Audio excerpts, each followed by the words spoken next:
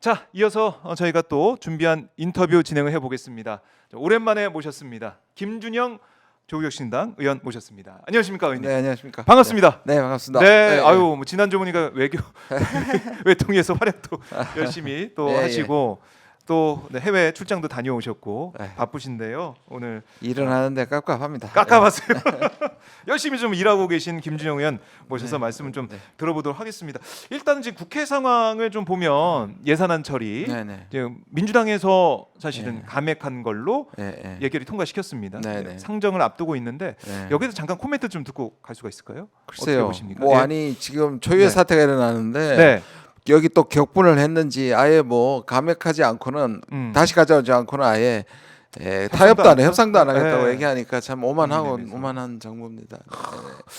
그러니까 입법권, 그러니까 국회에서 좀 하다가 법대로 이제 하고 있는 거 아니겠습니까? 제가 예. 한번 그 대정부 질문에서 얘기했을 때 입법 독재라는 말이 되느냐 이 자체가 성립이 안 되는 겁니다. 모든 권한을 가지고 있는 행정부가 그렇죠. 입법 독재라는 이 편견을 만들어 가지고 프레임을 만들어 가지고 마치 다 할 수 있는 것처럼 네, 입법은 견제하고 막는 것이지 그렇죠. 행정권을 행사해서 지금 할 수 있는 게 뭐가 있습니까? 그러니까 오히려 아. 폭주하는 정부를 견제하는 역할인데 그걸 거꾸로 일을 못하게 하는 뭐 입법 독재라고 얘기하는 자체가 사실 어불성설이죠. 어불성설이다. 그러니까 입법 독재라는 말이 말 자체가 성립이 안 그러니까요. 됩니다. 그 생각해 프레임을. 보세요. 외교고 뭐 다 마음대로 하는데 뭔 독재를 했습니까 입법이? 그러니까 의원님이 지금 그 국회에서 입법부에 계시니까 네. 확실히 체감하시는 것 같아요. 그러니까요. 독재할 수가 깝깝합니다. 독재할 수 있는 수단이 뭐가 있습니까, 우리? 할 수가 없어요. 경찰이 있습니까? 검찰이 있습니까? 그렇죠. 군인이 있습니까? 네. 지금 제일 우리 국민들이 걱정하고 우려하는 부분이 바로 이제 검찰 부분. 네. 검찰 독재라는 말은 국민들이 고개를 끄덕일 수가 있는데 그러니까요. 어떻게 입법이 독재를 소위 하고 말해 제가 정치학 교과서에는 폭력의 합법적 독점 네.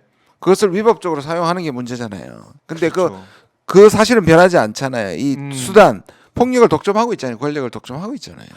그래서 이거는 진짜 확실히 프레임 씌우기에 넘어가면 안 되고 확실히 우리가 알아야 된다. 그리고 실제로 외통위에서 이렇게 제가 아픈 것을 찌르면 화들을 내요. 대통령 화를 내요? 닮아가지고. 오. 아니 대통령 국민의 대표로 질문을 하는데 네. 지난번에도 제가 그 제보로 비밀 문서를 하면 그게 대답을 하면 되는데 자기들이 알아보면 나한테 그거 어디서 났냐고 아, 맞아요. 막 그렇죠. 저한테 그랬지 않습니까? 이번에도 마찬가지고요. 네. 화들을 내요, 화들을. 그리고 프로토콜이 있나? 대답을 하고 내려갈 때 예. 그렇게 노려봅니다. 뭐 이 법무부 장관이라든지 국방부 장관들이 그래요?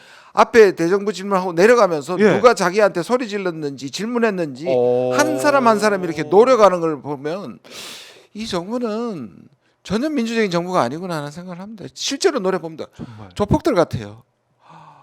이거 진짜 내 너 섬뜩하네요. 반왔어? 어. 이런 눈들을 하고 있어요. 그래요. 그러니까 이게 입법부 이제 국민의 대표들이 지금 국회에 와서 네. 국민을 대신해서 목소리를 내고 있는데 그 국민의 대표들을 돌보고 한다.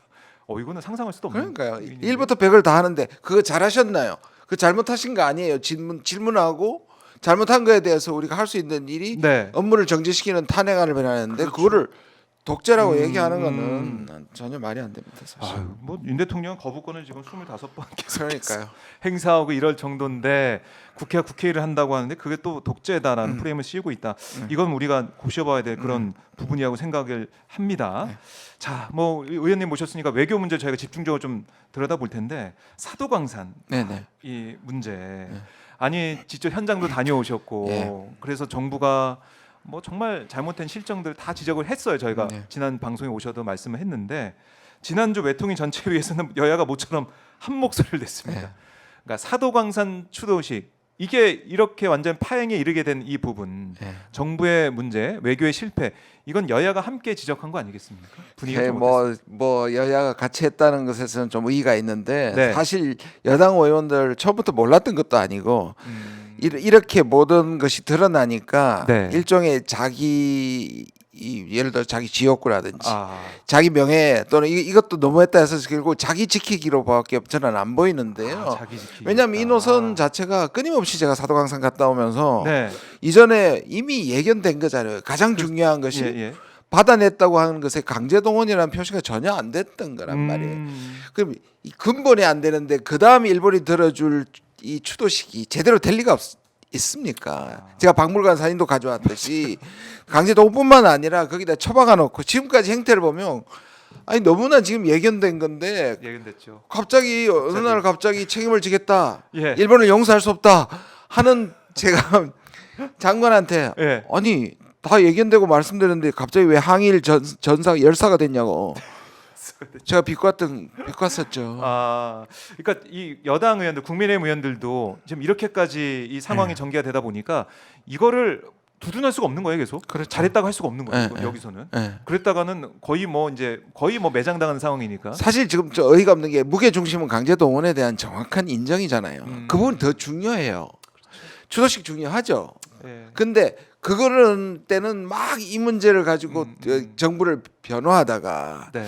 근데 이제 추도식이라는 게 겉으로 보이고 그다음에 이 자체에 저는 여기에 중간에 뭔가 용산에 노선 변화가 조금 있다고 보는데요. 입장 변화가 있다고 보는데 갑자기 모든 책임을 외교장관한테 지우고 용산은 꼬리 자르기를 하는 것 같고 여당 의원들은 갑자기 또 항일 열사들이 되셨어요. 또 이 정부의 그 부분을 비판하는 걸 보면 예. 아 이 문제는 앞으로 또 계속 저는 어떻게 갈지 모르겠는데 트럼프의 당선이라든지 일본의 이시바 정부가 바뀌었잖아요. 기시다에서 바뀌었. 이런 부분에서 이게 일시적으로 지금 모면하기 위한 노선의 변화인지 아니면 일본에 대해서 좀 다시 좀 세게 가져갈 건지 그 부분은 조금 더 지켜봐야 될 것 같습니다. 지켜봐야 된다.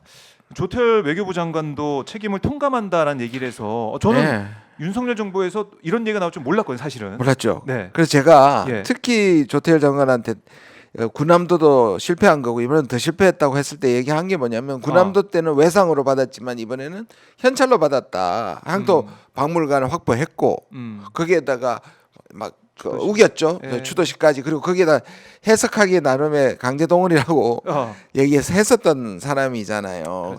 그런데 갑자기 책임 얘기를 하고 저는 마지막에 참여 안 하는 건 잘했다고 생각해요.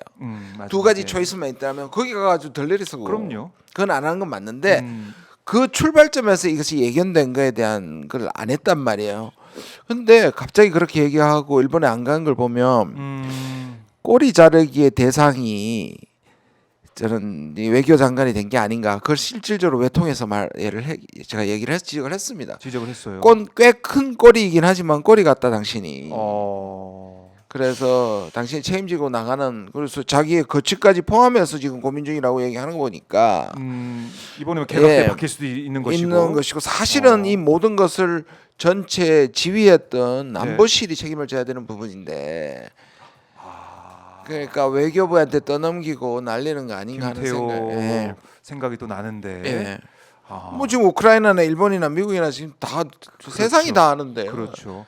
그런데 조태열 장관이 갑자기 좀 여름 때만 그때만 해도 사실은 그러니까 우리가 잘했다. 사실 자아자찬하는 모습을 계속 보였는데 지금 와서는 책임에 통감한다 이런 모습 보니까 제가 꼬리를 자른다. 내가 협상팀에 전혀 사도강산에 가보지도 않은 협상팀이라든지 그다음에 이미 유네스코에서 한국의 동의 없이는 연기하자는 여론이 우세한 곳에서 우리가 해준 거랑 마찬가지거든요.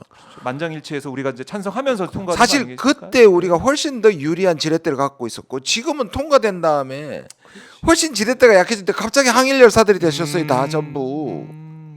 그렇네요. 아니 지금 이럴 게 아니라 다 예견됐고 다 예상할 수 있는 이 상황을 그때는 왜 자아자찬하고 그렇게 했는지. 제가 그랬거든요. 우리나라는 대일 협상에서 이길 생각이 처음부터 없었다. 이기지 마라. 라고 오히려 박진 장관이 전번에 반컵을 채우겠단 말을 했을 때 오히려 안보실에서는 왜 그렇게 말을 해서 일본한테 부담을 주냐라는 말이 나올 정도로 친일적이고 일본한테 다 양보하던 정부가 갑자기 이 문제가 이제 자기 정부나 지금 탄핵 문제는 전체적으로 불리하다고 생각하니까 외교부한테 다 덮어씌워서 자르려는 의도가 보인다고요, 저는. 덮어씌워서 지금 정권이 뭐 이 갤럽 기준으로 19% 지지율 10% 나오고 하니까 위기다. 이런 상황에서 만약에 이런 추도식 이 전범이 합사된 야스쿠니 신사 갔던 그 사람이 와서 하는 거기에 가서 들러리 선다 그러면 난리 난다. 그렇죠. 제가 트럼프 이후에 이제 여야 다 같이 갔었던 9명의 의원들이 워싱턴 출장 갔을 때 이 사도강산 말이 나왔잖아요. 그때 있던 여당 의원들도 이거는 핵폭탄급이다. 이때까지 다 부인하던 게 다 거짓말이 되는 거잖아요. 말씀드린 게 추도식 자체가 앞에 강제보동보다 그러니까요. 상대로 덜 중요하지만 이걸 봄으로써 앞에까지 말했던 그렇죠. 게 다 일본한테 우리가 얼마나 네, 엉터리 네. 양보를 했던가가 나오니까 거기에 여당 의원들도 굉장히 당황을 하더라고요. 아, 여당 의원들까지 당황하는 이 이슈 이렇게 넘어갈 수 없었는데 용산까지 불이 붙기 전에 그냥 조태열에서 장관에서 꼬리를 자르고 이걸 마무리 짓겠다라는 건데 요새 여러 가지 개각이 나오는데 이제 외교부도 포함시켜서 예. 이게 이 부분을 다 그렇게 근데 문제는 뭐냐면 예. 향후에도 한일 관계가 있잖아요. 그럼요. 아까 그래서 제가 노선이 궁금하다는 거예요. 이 문제는 그러면 외교 장관으로서 잘라서 해결된다 칩시다. 그런데 지금 정부의 매국 친일적 노선을 바꿀 것 같지는 않거든요. 그러면 이게 어떤 상황이냐? 비슷한 게 이제 후에도 얘기됐지만 네. 우크라이나도 예. 할 건지 안 할 건지 되게 애매해요 지금. 그렇죠, 살상 무기나. 그렇죠, 뭐 근데 지금. 유럽이나 지금 우크라이나 우리가 다 대대고 주는 줄 알고 있어요. 그럼 영상도 만들고 막 그러고 있던데 자 조태열 장관 이후에 우리의 이 일본과의 외교는 좀 어떻게 될 것이냐. 이시바를 이제 만나서 윤 대통령이 뭐 만나서도 얘기를 해본 걸로 저희 알고 있지 않습니까? 뭐 어떻게 우리 의원님의 촉은 어떻습니까? 아니 만났는데도 한일 관계? 지금 사도항상 이렇게 된 거잖아요. 아, 그리고 이시바는 지금 내부에서 그 어쩔 수 없이 이시바를 선택했지만 비주류였고 아베나 기시다 쪽의 그 극우 쪽보다는 상당히 이제 진전된 분인데 문제는 입지가 그렇게 이시바가 또 내부의 입지가 그렇게 강하진 않아요. 그러니까 국민들의 반대에 의해서 이시바를 내서서 기시다의 자민당 정부의 위기를 넘겼는데 예. 내부의 기시다의 참 이시바에 대한 이 비토 세력들이 예. 등장하니까 여기에 대해서 기본적으로 저는 우리 정부가 일본의 아베나 극우정 기시다 정부하고 조율을 됐던 거잖아요. 그러면 이 노선을 바꿔서 우리가 네. 바라는 노선으로 바꿔야 되는데 이번 기회를 저는- 삼아서 저는 정체성 자체가 예. 이 정부의 정체성 자체가 그렇게 안 갈 것 같아요. 일본이 뭐 누가 정권을 잡든 총리가 누구이든 간에 네. 윤석열 정부의 정체성 핵심은 바뀌지 않는다. 그렇죠. 이 대일 외교의 자세가 근데 이시바 특히는 이제 왜 대외 정책에 있어서 중국을 중시하고 네. 이 미국과의 중시하지만 전적으로 미국한테 종속된 대외 정책이 아니라 일본이 아시아에서는 자율성을 가지는 이 대외 정책을 하거든요. 그렇기 때문에 러시아나 중국과도 이 외교 관계를 끊는 기시다와 아베하고는 완전히 다르거든요. 예를 들어서 캠프 데이비드의 산미일이 이념적으로 똥똘똘 뭉친 것과 다르거든요. 이시바는 좀 결이 예, 결이 조금 다르단 말이에요. 예. 그러면서 또 반대쪽에서는 뭐냐면 한국에 대해서 사과해야 된다 하는 좀 전진적 입장을 가지고 있단 말이에요. 네. 그러니까 문제는 뭐냐면 이시바도 여기서 일본이 주가 돼야 되고 그렇죠. 일본이 동아시아에서 주가- 예, 주도권을 예. 가져야 된다는 문제에서 한국이 어떤 입장을 가는지 모르게 되는 거고 아까 말씀드린 건 이시바의 내부적인 게 얼마나 버틸 수 있을까 지지 세력이. 그러니까 지금 굉장히 유동적인 상황이고요. 유동적인 상황이고 그야말로 이제 외교의 시대가 시작이 됐다. 뭐 근데 트럼프도 문제는 그렇고. 예. 문제는 윤석열 정부가 제가 자주 반복적으로 얘기하지만 외교의 기본이 안 돼 있기 때문에 외교는 옵션과 지렛대가 많을수록 좋은 거잖아요.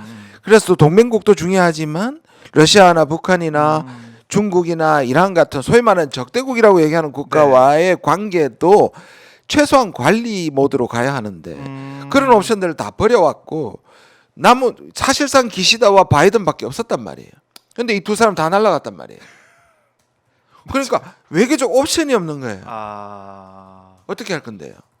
그래 쓸 카드가 없으니까 그 자초한 거란 진행 말이에요. 게임으로 이제 가고 있다라는 우려가 있는 것이고 일본에 대해서 우리가 어떤 입장을 조태열 다음에 어떤 행보를 보일지 모르겠지만 일단은 조태열 꼬리 자르기로 끝날 가능성이 좀 보인다.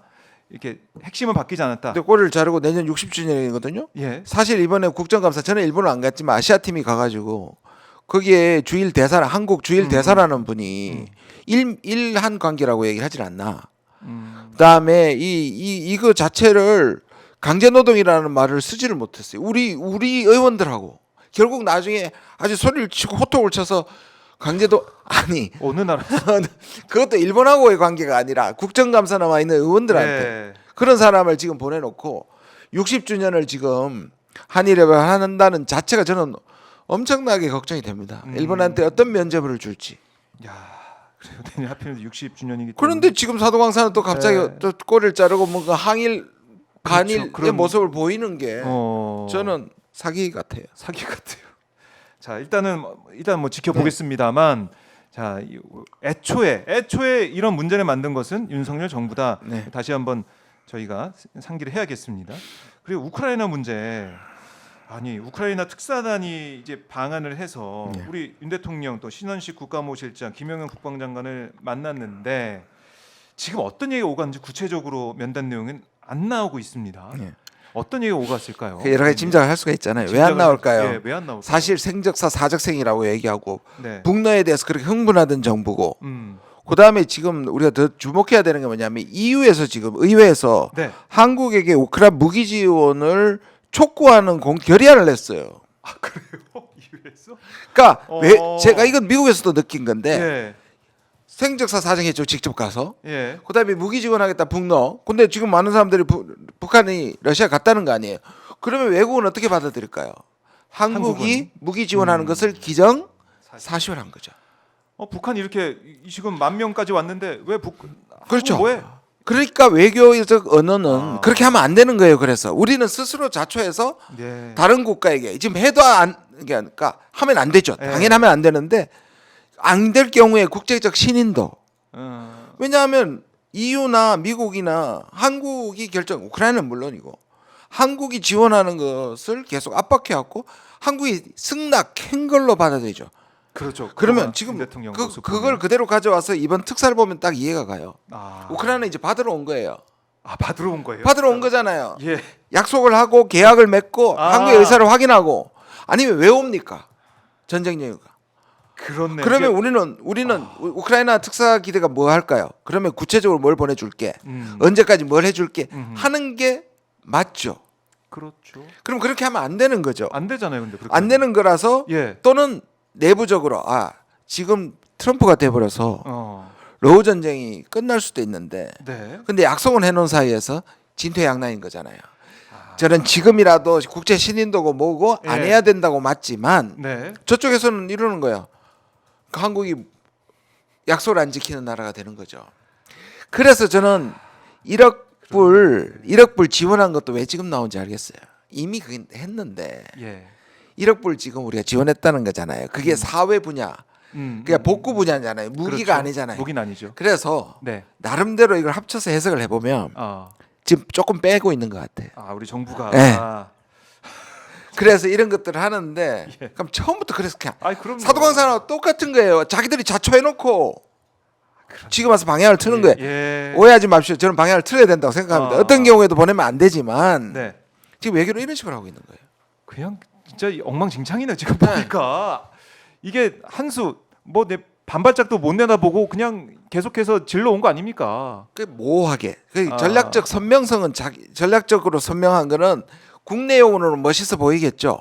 또는 그 자기 지지층들한테 멋있어 보이지만 선명하게 얘기해 버리면 거기에 자기 덫에 빠지게 되는 거예요. 특히 이런 문제는. 그렇네. 특히 트럼프가 될 수도 있고 트럼프는 전쟁을 끝내겠다고 얘기하고 있는 상황에서 제가 그때 제발 그러면 속도라도 줄이라. 대선 이후라까지라도 제발 속도라도 줄이라고 제가 네. 외통에서 얘기를 했거든요. 이미 다 자초하고 있는 겁니다. 자초하고 있다. 그러니까 이게 미국이나 유럽에서 볼 때는 윤석열 대통령이 EU 나토 회의에 와서 막 함께 거의 원팀인 것처럼 네. 얘기를 하고 무기 줄 것처럼 얘기를 하고. 그리고 제가 지금 특사 오기 전에 제가 이것도 외통에서 얘기한 건데 5명의 군인을 포함해서 이 5명의 군인은 국방부 소속이고 탄약이 무기 담당자들이 주로 갔어요. 처음에는 나토에만 간 것처럼 얘기는 했는데 이들이 다 우크라이나에 들어갔단 말이에요. 그리고 우리는 지금 그 입국 제한 지역입니다. 그러니까 한국이 군인을 보내는 것은 그게 탐방단이든 조산단이든 한미 동맹이라든지 다국적 군이라든지 유엔 평화군이 아닌 경우, 그러니까 아니죠. 우크라이나는 어느 쪽 거기 한 명이라도 보내면 파병입니다. 파병이죠. 그래서 제가 그걸 얘기를 했죠. 네. 우리 지금 현행 법상 5명이 가서 이미 파병이다. 그러면 그쪽은 우크라이나는 어떻게 받아들이겠어요? 탄약 담당관도 왔다 가고. 지금 특사는 우크라이나 입장에서는 한국이 와서 조사하고 자기들이 특사 오면 그다음 수수는 보내는 거잖아요. 뭐 심각한 사안이니 이건 네. 지금 특사단이 와서 왔다 갔다는 거. 그래서 그때 면담 조태열 장관한테 다른 의원이 예. 무기 준다 했냐 안 했냐. 어. 그러니까 말할 수 없다는 거예요. 말할 수 없다. 그러니까 근데 이제 뉘앙스상 아까 말한 것처럼 약간 빼는 것 같긴 해요. 그러면 그나마 마치 사도광산에 안 가기로 추도식에 안 가기로 한 것 결정처럼 요것만 놓고 보면 안 네. 가기로 하는 게 맞아요. 네. 근데 외교를 지금 하고 있는 방식이 다 자초하는 거예요. 그러니까 지금 우리가 이제 우크라이나에 다 뭐 줄 것처럼 지금 네. 상황이 변하면은 살상무기 줄 수 있는 것처럼 얘기했는데 상황이 변하다 보니까 우크라이나는 받으러 온 건데 당장 줄 수도 없는 상황이고, 야 이거 참. 그리고 난감합니다. 마이크 왈츠가 이제 안보 네. 보좌관으로 지명된 분이 한국군이 가면 군이 가거나 뭐 그냥 한국군이라고 표현한 것 같아요. 한국군이 참전을 하면 확전되니까 하지 말라고 오히려 미국에서 경고가 나왔단 말이에요. 미국에서. 네. 미국에서 그러니까 우리 아니 뭘 믿고 이렇게 한 겁니까? 근데 우리는 뭐 이렇게 큰 소리 왜 이렇게 계속 쳐온 거예요? 저는 이해가 안 가요. 그러니까 기본적으로 극우적 마인드를 갖고 있으니까. 그리고 맞아요. 우크라이나가 피해국이고 도와줄 수면 도와줄 수 있는데 우리가 미국 같은 패권 국가도 아니고 미국 같은 패권 국가도 자기 이익 때문에 사실 지금 전쟁에서 발을 빼는 순간인데 네, 우리가 빼려고 지금 그러죠. 가는 거잖아요. 그렇게 얘기하면 우리는 세계 모든 전쟁이 억울한 전쟁에 다 가야 되는 거예요. 아프간은 왜 버리고 왔습니까? 미얀마는 왜 버리고 왔습니까? 앞뒤가 안 맞아요. 네. 그러니까 윤 대통령이 우크라이나에 이제 뭐 깜짝 방문해서 갔다 오기도 했고 또 여기서 특사단도 만나고 있고 계속 우리만 우크라이나에서 발을 이제 빼지 않는 거 아니에요? 이런 우려가 큰 건데 아까 이제 발을 좀 뺀다고 하셨지만은 정말 그렇게 돼야 될 것 같은데 아유, 너무 걱정입니다. 오히려 이런 말을 해요. 예. 우리가 우크라이나 이제 러시아 북한이 저렇게 되면 이게 한반도와 무관하지 않다. 그 말은 맞아요. 무관하지 않죠. 그러면 우리가 해야 될 방향은 우리가 같이 가서 거기서 남북한이 총을 서로 대는 게 아니고 진짜 해야 되는 부분은 러시아와 만나서 외교적 채널을 통해서 북한과의 협력을 중단하게 우리가 러시아를 관리해야 되는 거예요. 이게 외교죠. 그렇네. 그런데 가가지고 같이 맞선다는 게 그게 해결법이냐고요. 그리고 러시아의 관계는 완전히 망가지고 그러면 러우 전쟁이 끝나고 나서도 네. 우리하고 바로 붙어 있는 러시아와의 관계가 파탄된 건 그럼 어떻게 할 거예요 나중에? 야 이게 그 꼬리에 꼬리를 물고 계속 연결이 돼서 가는 그렇죠. 거고 우리 국익에 정말 밀접한 관계가 있는 상황인데 지금 우크라이나 전쟁이 완전히 전황이 바뀌고 전세가 역전되는 그리고 젤렌스키 대통령마저 나토 가입시켜주면 그냥 이대로 전쟁 이제 끝낼 수 있어 이런 얘기까지 하고 있는 영토 회복은 양보할 수 있다고 얘기를 하고 있잖아요. 한고 있는데 예. 우리가 지금 여기서 이럴 땐가 생각이 들고 그리고 트럼프 대통령이 계속 얘기하고 있는 거 아닙니까? 예. 아니 우리 끝내겠다 전쟁 끝내겠다 트럼프가 얘기하고 있는데 물론 예. 트럼프 대통령이 전쟁을 끝난다고 하더라도 이 여러 가지 협상의 조건이 안 맞으면 우리가 1951년쯤부터 시작했던 휴전 협정이 전쟁이. 거의 2년 동안 그래서 사실 한 뼘의 땅이라도 밖에서 수많은 젊은들이 죽었잖아요. 그래 네. 그런 경우가 있을 수도 있어도 음. 대원칙은 뭐냐하면 휴전으로 간다면 또는 정전으로 간다면 한국은 이 시기에 참여할 이유가 1도 없다는 거예요. 그렇죠. 이 시점에 네. 이 시점에 우리가 가서 우리의 무기를 주고 또 우리의 이제 군인이 소수지만 또 가 있다. 이럴 필요가 없다. 그 전후의 상황을 생각하고 전후에 어떻게 대응할지 이걸 좀 고민을 해봐야 되는데 그러게 안 보인다라는 거고 얼마 전에 또 미국 워싱턴에 다녀오셨다고 이제 말씀하셨잖아요. 네. 워싱턴 뭐 현지에서 10년 정도 또 공부하신 걸로 제가 알고 있는데 현지 분위기가 좀 어떤지 이것도 좀 궁금합니다. 10년 공부하면 공부 되게 못하는 것처럼 8년 좀 했습니다. 그런데 이번에 사실 트럼프 당선되고 나서 저희 국민의힘과 민주당이 4명씩만 가기로 돼 있었어요. 그 제가 항의를 했습니다. 초당적으로 가자면서 외통위에 유일하게 비교섭 단체 난데 그리고 제가 미국 전문가인데 저를 빼냐고. 그렇네요. 그냥 부랴부랴 그게 또 설득력이 있어서 저도 이제 마지막에 끼어서 갔다 잘하셨습니다. 왔습니다. 예. 지금 그래서 트럼프 이후, 그러니까 트럼프 2.0이라고 우리가 많이 얘기를 하는데 그때 어떻게 될까? 뭐 여러 분야가 있겠지만 일단 외교적으로 아까 뭐 전쟁을 끝낼 거다는 얘기도 하셨지만은 이 정가 분위기가 좀 어떤지 좀 알고 싶습니다. 트럼프가 사실상 늘 얘기하는 게 영어로 하면 establishment인데 이게 뭐냐면 우리나라는 뭐 기득권하고 조금 다르고요. 자기도 뭐 부자고 이러니까 기득권으로 얘기하지 않고 기성질서라고 얘기합니다. 그러니까 워싱턴에 있는 기성질서로 언론인, 정치인, 그다음에 이제 하나가 지금 관료. 예, 이들 셋을 일기에도 그렇게 얘기했습니다. 근데 네. 자기가 일기를 지나고 나니까 이 외교 분야에서는 우리가 보기에는 트럼프의 과도하고 불의척적인 면을 관리해 준 사람들을 어덜트라 그래서 어른들. 그러니까 매티스 국방장관이라든지 맥메스터 안보보좌관들이 어떻게 했냐면 트럼프의 적극적인 것을 막아줄 수 있는 일종의 어른들이다. 네. 그런데 트럼프는 반대로 해석했어요. 그 어른들이 있었고 또 하나는 뭐냐 네오콘들이 있었죠. 네오콘. 뭐 볼턴이라든지 맞아요. 폼페이오 같은 사람들이 있었단 말이에요. 근데 트럼프는 일기를 지나면서 이들 두 파가 자기가 하고 싶은 걸 다 막았던 기성질서의 일부였다고 얘기합니다. 그렇네. 그래서 김정은하고 잘 될 수도 있는데 볼턴하고 폼페이오가 망쳤다. 네. 그다음 자기가 뭐 제대로 이 미국이 그 동안에 이익이 되지 않는 것들 다 버리려고 했는데 소위 말하는 그 어덜트들 때문에 못했다. 그래서 지금은 역할. 그런 사람들을 지금 다 뺐어요. 지금 지명했다. 인사를 보니까. 그래서 일기보다 이기는 훨씬 더 폭발력이 있고 트럼프 색깔이 이제 그대로 나온다는 네. 거죠. 그리고 기성질서 완전히 흔들어 버릴 거다. 제가 워싱턴 가서 들었던 말 중에 가장 충격적인 게 뭐냐면 네. 우리가 가서 만난 사람들이 꽤 많이 만났습니다. 여야 의원, 공화당, 민주당도 만나고 그다음에 유명 한국 전문가들을 만났는데 네. 이런 말을 하더라고요. 뭐 요새 장님 무사도 많이 나오는데 투보에 이 속담이라서 죄송합니다만 일단 예. 장님 코끼리 만지기란 말이 있죠. 어두운 곳에 자기가 다리를 만지면서 이것은 기둥이다. 근데 우리가 어디를 만지고 있냐 제일 질문. 이 사람들 제대로 근데 뭐 그 상대방이 저한테 이렇게 얘기했어요. 지금 한국 대표단이 만난 사람들은 코끼리도 아니다 그랬어요. 그래요. 워싱턴은 이제 미국의 권력의 핵심에서 벗어날지도 모른다. 잘 보면요. 트럼프가 워싱턴에 올라오지도 않고 있어요. 말하라고 해서 전부 하고 있습니다. 그래요. 그래서 예. 트럼프의 이게 성공할지는 모르지만 트럼프의 원대한 야심은 워싱턴에서 정치를 하지 않고 네. 텍사스나 플로리다를 미국의 권력의 중심으로 만들겠다는 생각까지 갖고 있습니다.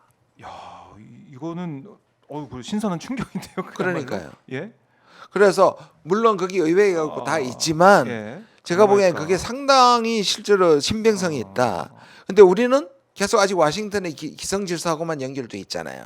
그렇죠. 저는 그래도 그 사람들의 의견을 청취하러 간 건 잘했다고 봅니다. 그걸 초당적으로. 그러나 이런 말을 합니다. 1기 때는 트럼프가 약간의 일탈, 네. 사고, 의외성이었지만 네.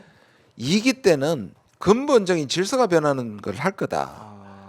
지금 경제적으로도 보편 관세를 때린다는 것은 자유무역 질서를 뒤집겠다는 거거든요. 그러니까 트럼프가 가져오는 것이 돌풍 정도가 아니라 태풍일 거다. 근데 우린 지금 너무 안이하다. 안이할 뿐만 아니라 우리가 최악의 정부를 갖고 있다. 그래서 저는 걱정이 좀 태산입니다, 사실. 그래요. 걱정이 태산이라고 말씀하셨는데 하나씩 짚어 보면 사실 제가 좀 놀랐던 부분이 바로 이제 북한과 김정은과의 대화, 그러니까 북한과의 대화를 할 수 있다. 바로 그 부분을 얘기가 나오다 보니까 생각보다 빠르게 북한과 뭔가 있을 수 있겠다. 저 이런 생각이 들더라고요. 의원님 어떻게 보셨습니까? 근데 이제 두 가지 다 가능성이 있는데 예. 트럼프는 뭐 자기가 약속한 걸 꽤 잘 실천하는. 그래서 제가 그런 말 하는데 공약 실천 1위다 미국 역대 대통령 중에. 문제는 그 공약들이 제발 안 했으면 좋겠다는 것까지 포함을 하고 있는데요.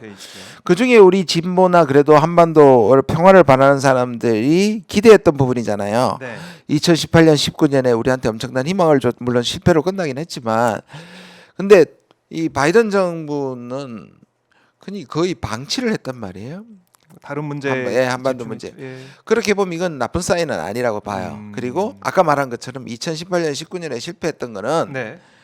이 네오콘들 때문이니까 네. 이번엔 자기가 잘해보겠다고 얘기를 하고 심지어 이제 김정은하고는 좋은 관계를 가지고 있다. 그 얘기 계속. 뉴욕 양키스의 야구 경기를 같이 보고 싶다 이런 얘기까지 하는데 네. 그때와 지금의 차이는 뭐냐면 일단 미국이 우크라이나 전쟁하고 중동 전쟁이 있습니다. 그러니까 트럼프는 사실 뭐 노벨 평화상을 받고 싶어 한다는데 지금 사실 우크라이나 전쟁하고 중동 전쟁만 멈춰도 받을 것 같아요. 이게 급하기도 하고. 그럼요. 그래서 제 생각은 북한 문제는 이들보다는 약간 뒤에 있는 것 같고 아니면 동시적으로 러브콜은 보낼 수 있다고 봐요. 저는 러브콜을 보낼 수 있다고 보는데 문제는 뭐냐면 네. 또 북한이에요. 아하. 북한이 8년 전에 북한이 아니잖아요. 그렇죠.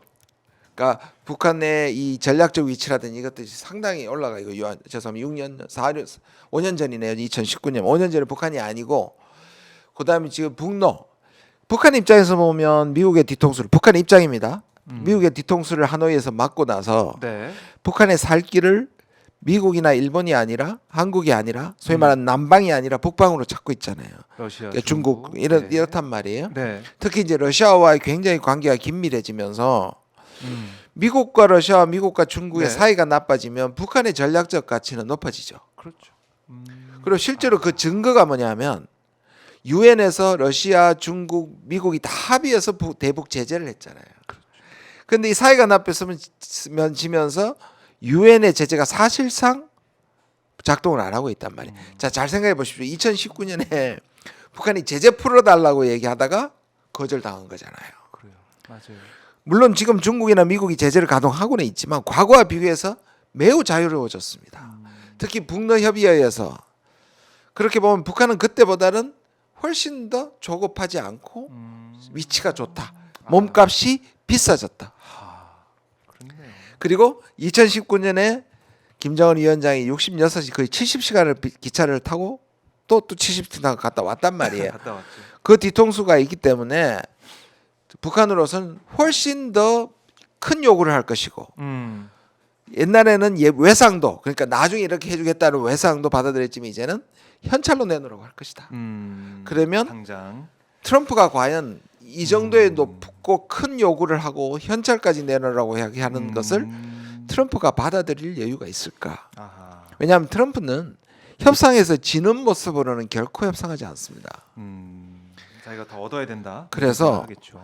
저는 손을 내밀고 북한도 호응을 할 가능성은 있지만 네. 이것이 쉽게 다시 성공으로 간다든지 이루어질 성사가 될 수 있는 거는 좀 두고 봐야 된다. 안 될 수도 있다. 어려울 수도 있다. 저는 생각합니다. 어려울 수도 있다. 그럼 우리 정부는 윤석열 정부는 이런 어쨌든 북한과 미국이 대화를 한다 그러면 백신당하는 거 아니야? 이런 우려도 있거든요. 그 제가 어려울 수도 있다고 얘기하는 또 원인 중에 하나가 2019년에는 우리가 그것들을 주도를 했단 말이에요. 그렇죠. 근데 지금은 우리가 주도하는 게 하나도 없고 남북 관계는 최악이란 말이에요. 그러니까 그때를 잘 회고해 보시면 북한의 김정은이 우리를 이 과정에다가 집어넣었던 이유가 우리가 특사를 보내서 미국을 설득시켜 줬잖아요. 그다음에 예. 북한한테는 또 뭐냐면 우리가 트럼프가 계속 때린다. 공습을 할 수도 있다. 코피 작전을 할 수도 있을 때 문 대통령이 뭐라 했냐면 한반도로 우리 허락 없이 전쟁 없다. 라고 얘기해 줬단 말이에요. 이런 중간에 뭐 완벽하진 않았지만은 중간에서 어떤 역할을 했었죠. 예. 근데 지금은 북한에 대한 어떤 지렛대도 갖고 있지 않잖아요.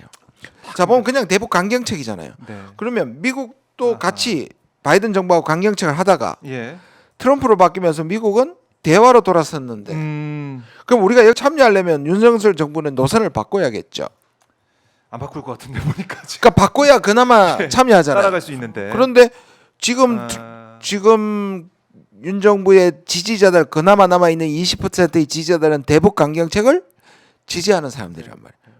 안 바꿀 것 같아. 안 바꾸면 패싱 당할 수밖에 없습니다. 그렇네요.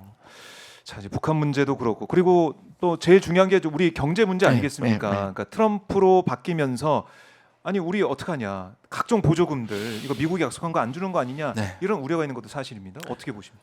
좀 더 큰 일은 당장 지금 네. 발에 불똥이 떨어졌고요. 거기서 만난 한국 기업들을 완전히 그냥 불이 난 상황입니다. 왜냐하면 엄청나게 걱정하면서 지금 대책 마련에 부심하고 있는 걸 제가 보고 듣고 왔는데요. 물론 일각에서는 무슨 우리가 미국의 뭐 무기 방위 산업이라든지 네. 조선소를 언급했으니까 조선업계에서는 희망을 가지고 있을지 모르지만 당장 큰 문제는 보조금도 보조금이지만 네. 관세입니다. 관세. 트럼프는 유세 중에 이런 말을 했어요. 네. 세상에서 가장 아름다운 단어는 관세다. 실제로. 놀라운 표현인데. 그게 뭐냐면 놀라운 비유인데. 보편 관세란 말은 뭐냐면요. 예. 자유무역 질서. FTA 전부 다 무효화시키는 겁니다. 아, FTA가 뭡니까? 관세 없는 거잖아요. 프리 맞아요. 트레이드잖아요. 예. 지금 관세 때린다는 말은 그거 다 무효화시킨다는 얘기입니다. 그게 소위 말하는 중국이나 러시아가 아니라 우방국. 당장 이번에 캐나다, 멕시코 했잖아요. 25% 관세. 그러면 예. 미국에게 흑자를 보는 국가가 한 10개국 정도 되거든요. 네.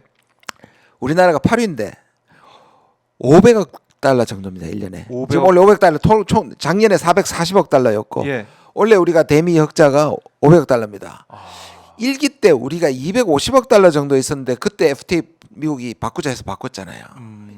지금 500억 달러잖아요. 아이고 그러면은 트럼프가 가만히 1, 2위가 누구냐면 캐나다하고 멕시코, 중국 빼고요. 중국 빼고. 중국 빼고 우방국 중에 캐나다와 멕시코가 2, 3위인데 그러니까 1, 2위입니다. 우방국 예. 중에는 이들한테 지금 관세 때린다는 거예요. 바로 그다음 우리입니다. 일본하고 한국입니다. 큰일 났네요. 그러면 예. 자 우리 한국 자동차가 지금 멕시코도 보시면 25만 대를 멕시코에서 생산해서 예. 15만 대를 미국으로 우회 수출을 합니다. 음. 나머지 10만 대는 이제 우리 다른 데로 되는데 네. 한 대당 우리가 현대 기아차를 미국에 팔면 예. 2.5%의 이윤이 남아요. 음. 근데 그게 10% 때리거나 20% 때리면 어떻게 되죠? 아 그러면은 그냥 1%대로 그냥 팍 떨어지죠. 트럼프는 뭐라고 하냐면 예. 그러면 세워라. 아 공장 세워라. 공장 세워라. 그럼 관세 안 물잖아. 이렇게 얘기하는 것이고 투자를 시키는데 음. 문제는 그러면 우리가 투자를 했을 때 네. 거기 내부 지금 하고 있잖아요. 실제로 실제로. 하고 있는데 보조금을 약속받았잖아요. 맞아요. 근데 지금 말씀하신 보조금도 안 준다는 거거든요. 음. 그러니까 전체적으로 경쟁력이 떨어지는 겁니다. 수출 경쟁력. 그러니까 미국 우선주의로 이제 네. 확실히 가겠다라는 건데. 그 미국 우선주의를 일기에도 했잖아. 그럼 우리는 이미 대책이 있을 거야. 이렇게 많은 독자들이 생각할 수도 있는데 그때 우리 겪어봤잖아. 예. 이렇게. 그런데 그때는 아까 말한 어. 미국의 제도가 트럼프를 많이 막았어요. 근데 트럼프는 이제 그럴 게 없어요.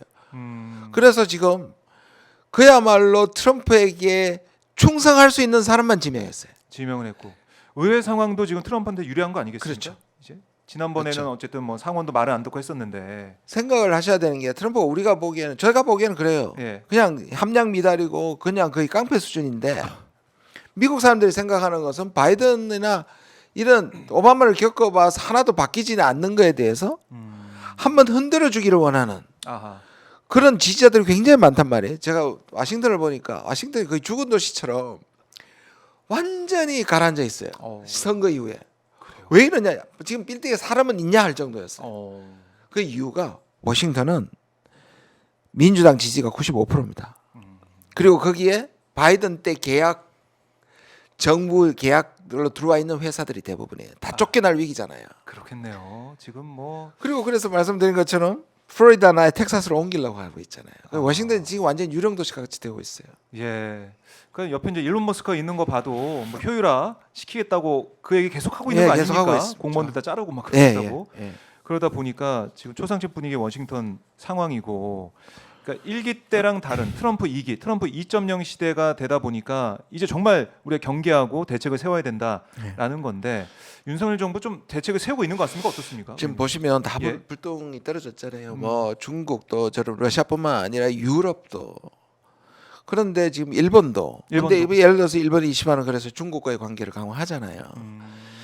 사실은 트럼프가 이렇게 나오면 네. 그동안에 수십 년 동안 아니 거의 80년 동안 이어졌던 자유무역 질서가 흔들린단 말이에요. 그렇죠. 그런데 트럼프의 약점이자 우리가 기대할 수 있는 게 뭐냐면 특징이 뭐냐면 용두삼이에요. 자기가 이렇게 충격요법을 때린 다음에 미국의 이익을 확보한 다음에 타협을 가게 되거든요. 1기 때도 그랬고. 사업가적인 마인드가 있죠. 예. 공포스럽게 하고 확 흔들어 놓고 자기가 얻은 거 얻은 다음에 그다음 타협하는 방식이 패턴인데요. 그렇게 될 동안에 견디는 게 중요하잖아요. 그렇죠.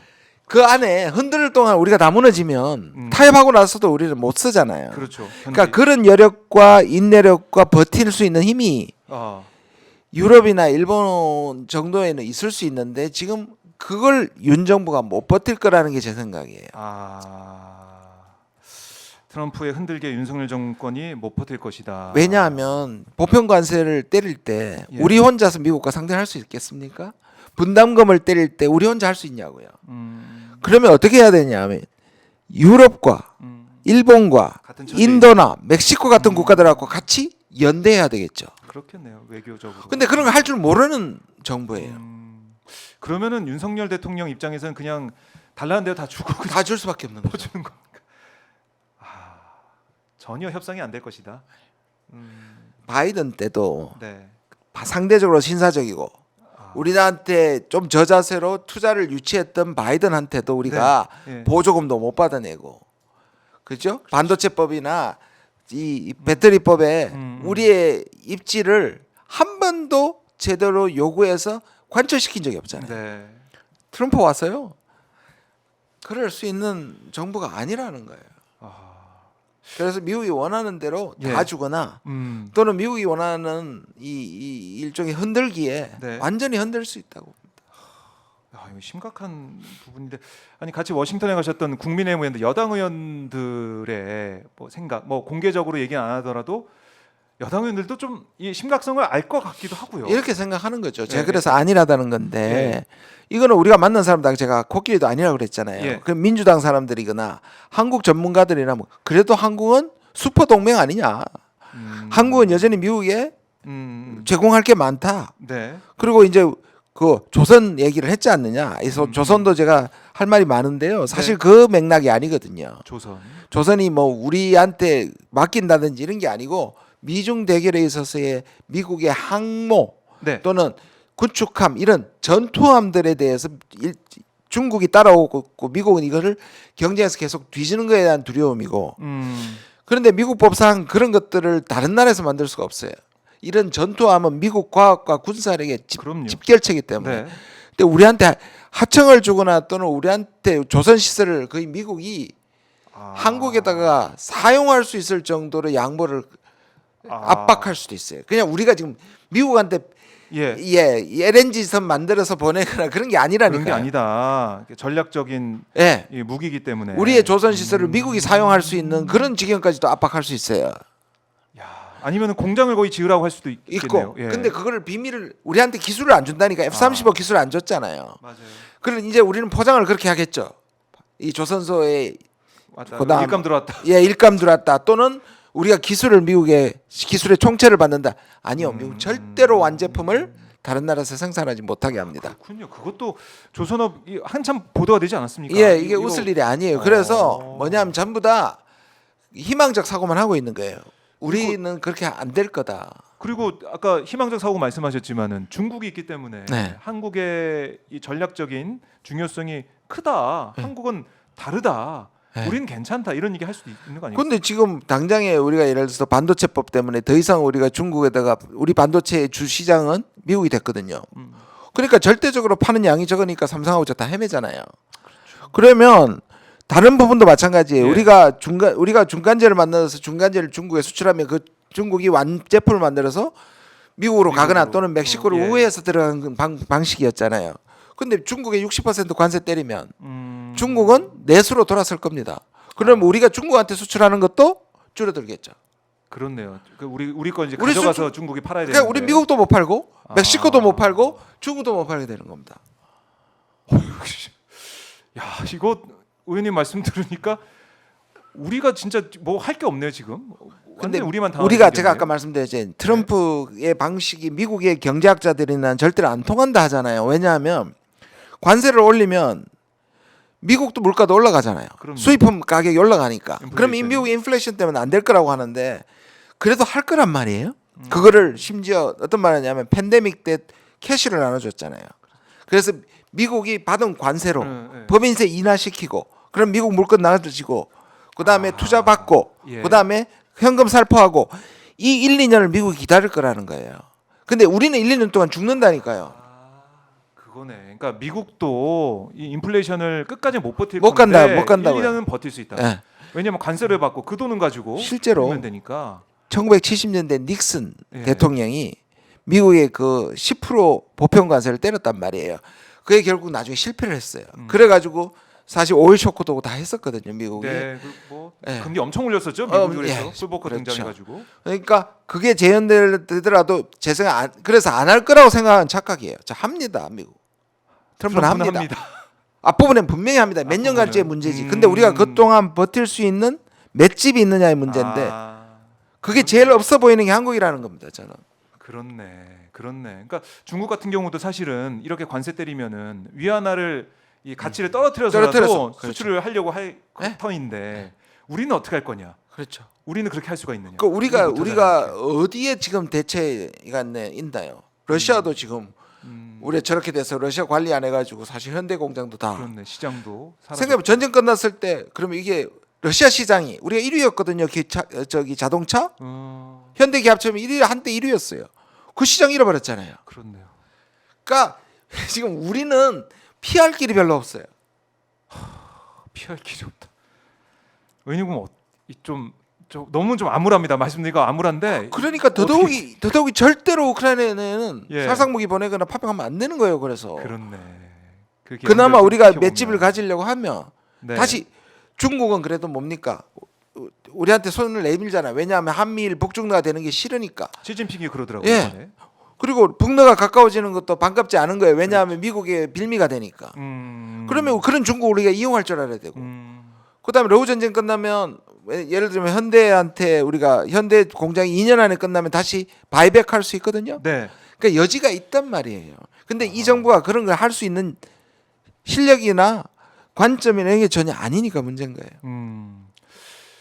그러니까 윤석열 정부가 지금까지 보여왔던 것은 뭐 가치 외교, 그야말로 우리가 뭐 국제사회 뭐 큰 포션을 차지해서 네. 자유민주주의 이제 국가에서 큰 역할을 하겠다라는 얘기를 해왔는데 지금 돌이켜보고 지금 상황에 대입해 보면 그게 진짜 다 이제 쓸데없는 그렇죠. 그러니까 도움이 안 되는 미국이 그런 바뀌었고 목소리였네요. 확실히 바뀌었고 네. 트럼프는 거래주의고 이익주의고 아메리카 퍼스트인데 예. 아직도 첫 번째 통화에서 뭐라 그랬어요? 북한 애들 나쁜 애들이에요. 풍선 보내요. 그런 거잖아요. 그렇네요. 그 트럼프가 그 얘기 듣고 어떤 생각했을까 좀 궁금해지긴 하는데 트럼프는요 속으로 초점이 안 표정 맞네요. 관리할 거예요. 이런 정부를 다루기가 제일 쉽다. 꽃놀이피라고 생각하지 않겠어요? 그냥 쥐고 진짜 쥐고 흔들고 손바닥 네. 위에서 가지고 놀고. 아니 미국이 뻔히 한국이 미국한테 버틸 수 있는 지렛대가 없는 걸 알고 있는데 그러면은 원하는 걸 다 얻어낼 수 있다고 생각하지 않겠어요? 그럼 미국 보기에 한국이 가진 게 많은데 그 현금 그러니까 이렇게 생각하는 거죠. 같이 갔던 ATM 기로? 언들이라면 저 희망적 사고는 뭐냐면 한국이 네. 가질 게 많으니까 미국이 한국을 함부로 할 것이 아닐 거라고 생각하죠. 살려두고 있어야 그때 된다. 근데 한국은 외교력이나 협상이 있을 땐 말이죠. 없을 때는 뭐냐면 한국이 제일 먹잇감이 되는 거죠. 필요한 거는 많이 가지고 있는데 네. 협상력은 없어요. 지렛대는 없어요. 지금 지금 이게 윤석열 정부의 실체입니다. 네. 이거를 미국에서도 잘 알고 있겠죠. 한국의 상황을. 아 그럼요. 걱정되네요.